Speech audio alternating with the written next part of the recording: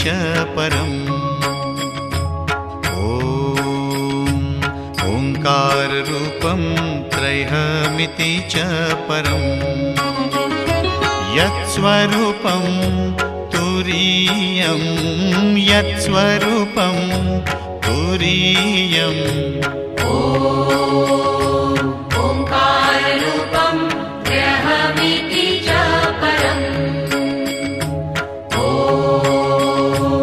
ओंकाररूपं त्रयमिति च परम्।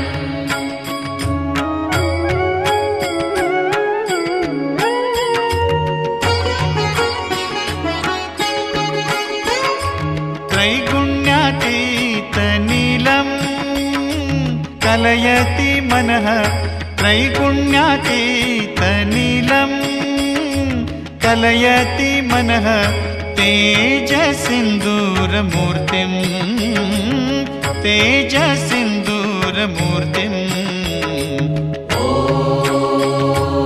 ओंकाररूपं त्रयमिति च परम्। ओंकाररूपं त्रयमिति च परम्।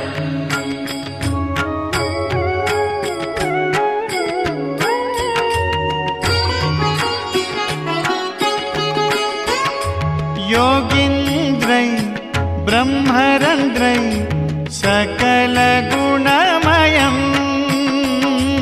योगीन्द्रै ब्रह्मरन्ध्रै सकलगुणमयम्। श्रीहरेन्द्रेण सङ्गम् श्रीहरेन्द्रेण सङ्गम्। ओंकाररूपं त्रयमिति च परम्। ओंकाररूपं त्रयमिति च परम्।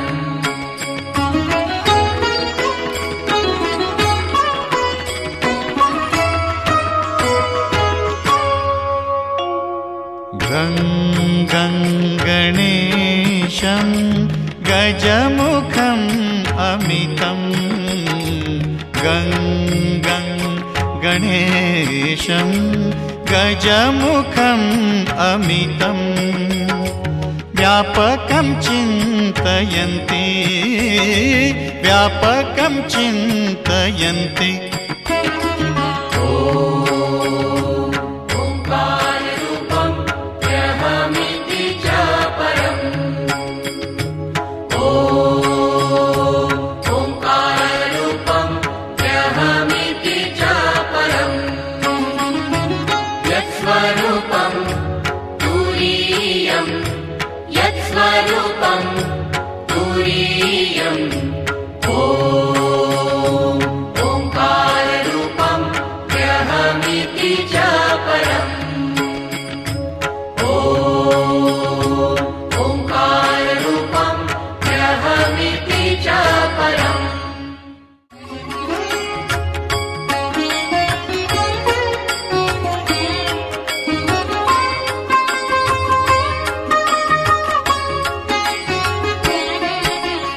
वक्रतुण्ड महाकाय सूर्यकोटि समप्रभ निर्विघ्नं कुरु मे देव सर्वकार्येषु सर्वदा।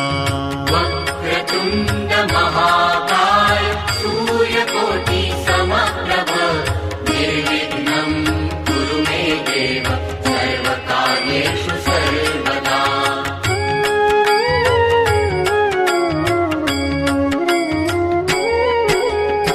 आदिपूज्यं गणाध्यक्षम् उमापुत्रं विनायकम्।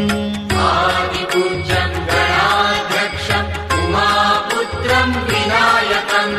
मङ्गलं परमं रूपं श्रीगणेशं नमाम्यहम्। मङ्गलं परमं रूपं श्रीगणेशं नमाम्यहम्।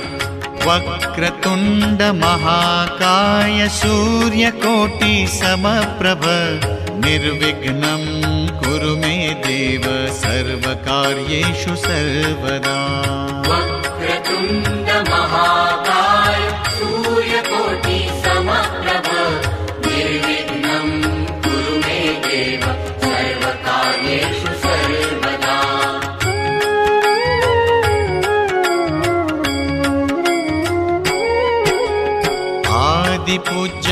गणाध्यक्षम् उमापुत्रं विनायकम् आदिपूज्यं गणाध्यक्षम् उमापुत्रं विनायकम् मङ्गलं परमं रूपं श्रीगणेशं नमाम्यहम् मङ्गलं परमं रूपं श्रीगणेशं नमाम्यहम् वक्रतुण्ड महाकाय सूर्यकोटि समप्रभ निर्विघ्नं कुरु मे देव सर्वकार्येषु सर्वदा वक्रतुण्ड महाकाय सूर्यकोटि समप्रभ निर्विघ्नं कुरु मे देव सर्वकार्येषु सर्वदा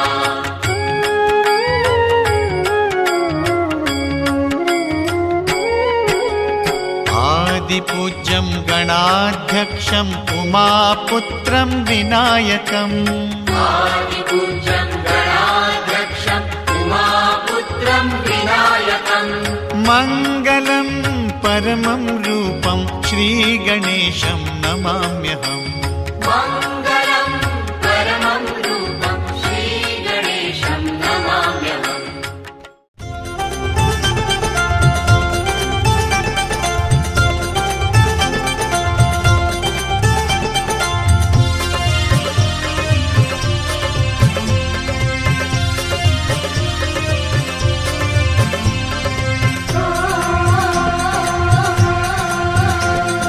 छोटो सो विनायक रगमग चाले 5 लाडू खावाने छोटो सो विनायक रगमग चाले 5 लाडू खावाने 1 लाडू देयो विनायक लाडली का बाबा ने 1 लाडू देयो विनायक लाडली का बाबा ने 1 लाडू देयो विनायक लाडली का काका ने 1 लाडू देयो विनायक लाडली का काका ने छोटो सो विनायक रगमग चाले 5 लाडू खावाने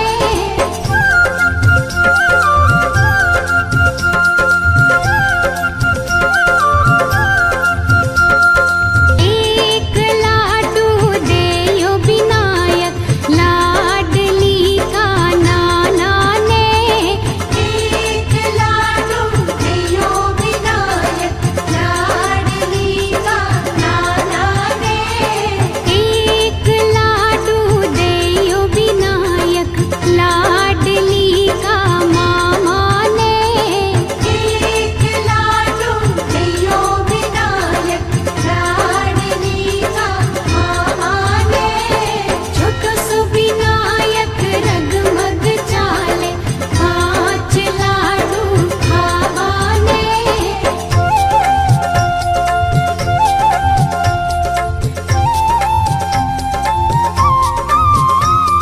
1 लाडू देयो विनायक लाडली का भाया ने 1 लाडू देयो विनायक लाडली का भाया ने छोटो सो विनायक रगमग चाले 5 लाडू खावाने छोटो सो विनायक रगमग चाले 5 लाडू खावाने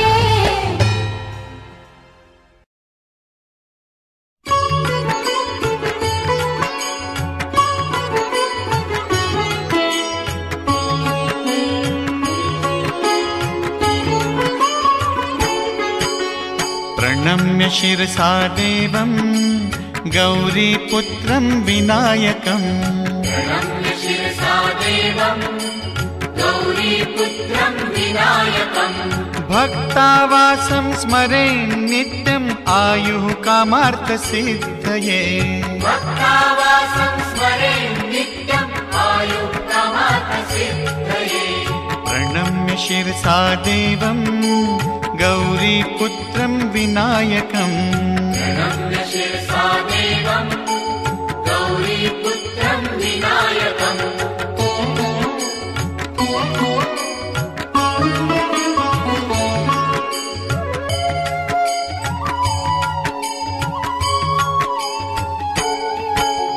प्रथमं वक्रतुण्डं च एकदन्तं द्वितीयकम् प्रथमं वक्रतुण्डं च एकदन्तं द्वितीयकम् तृतीयं कृष्णपिङ्गाक्षं गजवक्त्रं चतुर्थकम् तृतीयं कृष्णपिङ्गाक्षं गजवक्त्रं चतुर्थकम् लम्बोदरं पञ्चमं च षष्ठं विकटमेव च लम्बोदरं पञ्चमं च षष्ठं विकटमेव च सप्तमं विघ्नराजेन्द्रं धूम्रवर्णं तथाष्टमम् सप्तमं विघ्नराजेन्द्रं धूम्रवर्णं तथाष्टमम् नवमं भालचन्द्रं च दशमं तु विनायकम् नवमं भालचन्द्रं च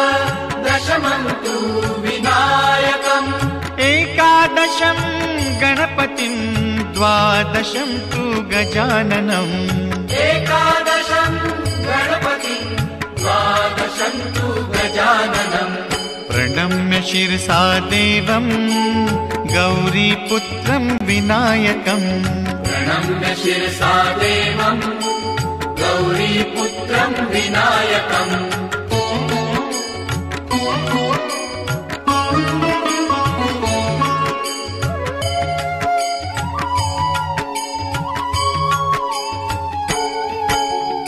द्वादशैतानि नामानि त्रिसन्ध्ययः पठेन्नरः द्वादशैतानि नामानि त्रिसन्ध्ययः पठेन्नरः न च विघ्नभयं तस्य सर्वसिद्धिकर प्रभो न च विघ्नभयं तस्य सर्वसिद्धिकर प्रभो विद्यार्थी लभते विद्यां धनार्थी लभते धनम् विद्यार्थी लभते विद्यां धनार्थी लभते धनम् पुत्रार्थी लभते पुत्रान् मोक्षार्थी लभते गतिम् पुत्रार्थी लभते पुत्रान् मोक्षार्थी लभते गतिम् जपेत् गणपति स्तोत्रं षड्भिर्मासै फलं लभेत् जपेत् गणपति स्तोत्रं